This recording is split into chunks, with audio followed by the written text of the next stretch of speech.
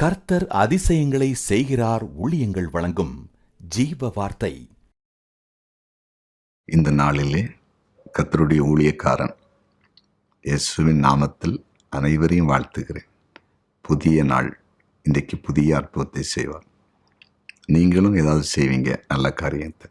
ஒரு மனிதனுக்கோ, ஒரு குடும்பத்திற்கோ, ஆண்டவருக்கோ, நீங்கள் ஆராதிக்கிற சபைக்கோ, உங்களை போதித்து நடத்துகிற தெய்வ மனிதனுக்கோ, அதாவது உங்கள் போதகருக்கோ நிச்சயமாக ஏதாவது ஒரு நன்மை இன்றைக்கு நீங்கள் செய்வீங்க. கர்த்தர் உங்களை அப்படி செய்ய வைக்க போகிற விசுவாசிங்க. பிறந்த நாளை காண்கிற அனைவரையும் இயேசுவின் நாமத்தில் வாழ்த்துகிறேன். கர்த்தர் உங்களை ஆசீர்வாதம் வைப்பார். திருமண நாளை காண்கிற குடும்பங்களை இயேசுவின் நாமத்தில் வாழ்த்துகிறேன். நீங்கள் ஆசீர்வாதமாக இருப்பீர்கள். அது மட்டுமல்ல, ஏன் வாழணும்னு யாரை நினச்சிட்டு இருந்தீங்கன்னா உங்களாண்டு வாழ வைக்க போகிறார்.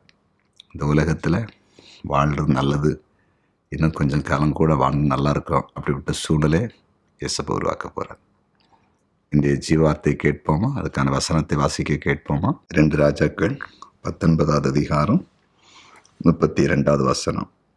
ஆகையால் கர்த்தர் அசீரிய ராஜாவை குறித்து, அவன் இந்த நகரத்திற்குள் பிரவேசிப்பதில்லை, இதன் மேல் அம்பு எய்வதில்லை. இதன் மேல் அம்பு எய்வதில்லை. இன்றைய ஜீவார்த்தை, அம்பு எய்வதில்லை. அம்புன்னா என்னது? தூரத்திலிருந்து அடிக்கிறது. அதாவது துப்பாக்கி தூரம் இருந்து சுடுவாங்க. அந்த குண்டு படும்போது காயப்பட்டு மரிச்சிருவாங்க. ஏவுகணை தூரத்திலேருந்து அடிப்பாங்க. எத்தனையோ கிலோமீட்டர் தூரத்திலேருந்து ஏவுகணை தாக்குதல், அதில் வெடிக்குண்டை வச்சு ஏவுவாங்க. குறிப்பிட்ட இலக்கில் அது இடத்துல விழுந்து அழிக்கும். அதே மாதிரி தான் பிசாசு அம்பு எய்வான். அப்படின்னா எங்கேயோ இருந்துட்டு தூரத்துலேருந்து கற்கள் எடுத்து வீசின மாதிரி, துப்பாக்கி வச்சு குண்டை அடித்து விட்ட மாதிரி, அம்பு அதாவது வில்லில் இருந்து அம்பை எய்கிற மாதிரி, ஏவுகணையில் வெடிக்குண்டை வச்சு அணுக்குண்டை வச்சு குண்டு போடுற மாதிரி தூரத்தில் அடிச்சிருவான். ஆனால் கர்த்தர் சொல்கிறாரு, கர்த்தருடைய பிள்ளைகளை பார்த்து, அசீரியன் இருக்கிறான் எதிரி, அவன் அம்புன்னு உனக்கு ரொம்ப ஐய மாட்டான். அப்படின்னு செய்வார்? அவர் ஈட்டியை முறிக்கிறவர், ரதத்தை சுட்டரிக்கிறவர். நீங்கள் சங்கீதம் புஸ்தகத்தில் வாசித்து பார்த்தீங்கன்னா, அவர் யுத்தங்களை ஓய பண்ணுகிறாராம். ஈட்டியை முறிக்கிறார், ரதங்களை சுட்டரிக்கிறார். அவர் சத்துருடைய ஈட்டியை, ரதத்தை எல்லாத்தையும் அழித்து போட்டுறார்.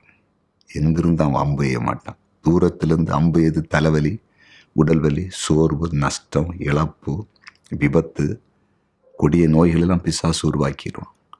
கர்த்தர் அந்த அம்பு எய்கிறத முறிச்சு போட போகிறார், அழிக்க போகிறார். இனி சமாதானமாக இருப்பீங்க. உங்கள் ஆவியில், ஆத்மா, சரீரத்தில் ஒரு விடுதலை, சரீரத்தில் நிரந்தர சுகம், வீட்டில் சமாதானம், குடும்பத்தில் சமாதானம். நம்புவீங்களா?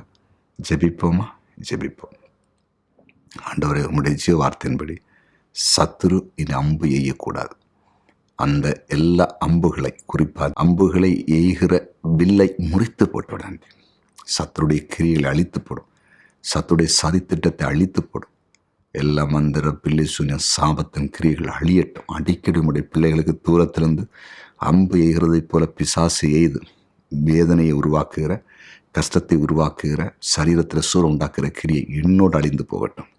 விடுதலை தந்தை, நன்றி. ஆசீர்வதியும். எல்லாரையும் பாதுகாத்துக்கொள்ளும்.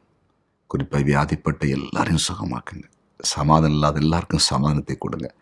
ஒவ்வொருடைய கையின் பிரயாசத்தை ஆசீர்வதிங்க. நிரந்தர வருமானம் இல்லாதவர்களுக்கு வருமானத்தை ஆண்டவர் கொடுப்பீராக. கர்த்தருக்கு ஊழியம் செய்கிற எல்லாரையும் ஆசீர்வதிச்சிடலாம். நீர் அப்படி செய்கிறதுக்காய் நன்றி. இயேசுவின் நாமத்தில் பிதாவே, ஆமென், ஆமென்.